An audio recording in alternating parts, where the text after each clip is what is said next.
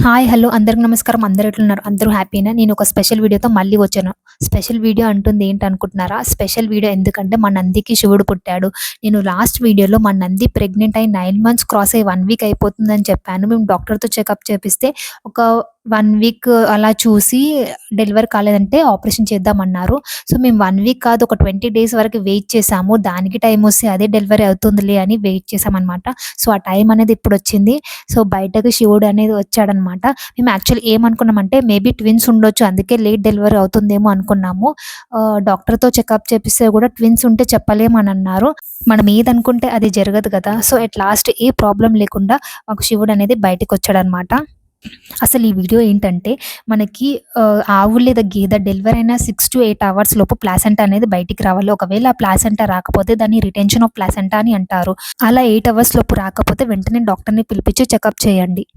మనం traditional method use చేసి placenta అనేది బయటికి రావడానికి హెల్ప్ చేస్తుందనమాట. అవేంటంటే మెంతులు.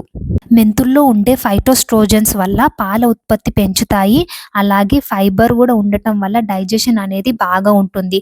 ఎందుకంటే మెంతులు యూజ్ చేయడం వల్ల పాలు గూడా బాగా వస్తాయి. ఇదే కాకుండా జీలకర్ర కషాయం, ఆవు నెయ్యి, పసుపు, బెల్లం ఇలాంటివి అన్నీ యూజ్ చేసి మనము తొందరగా ప్లాసెంటా అంటే మాయ తొందరగా బయటపడడానికి హెల్ప్ అవుతాయన్నమాట. ఇవే కాకుండా మనకి 1 వీక్ వరకి ఇలాంటివి యూజ్ చేస్తే పాలు కూడా తగ్గకుండా ఉంటాయి. సో, నేను దీని గురించి ఫుల్ డీటెయిల్ ఇన్ఫర్మేషన్ ఫుల్ వీడియోలో కింద అప్‌లోడ్ చేశాను అనమాట. ఈ వీడియో మన డైరీ ఫార్మ్ ఉన్న వాళ్ళందరికీ హెల్ప్ అవుతుందని అనుకుంటున్నాను. Thank you.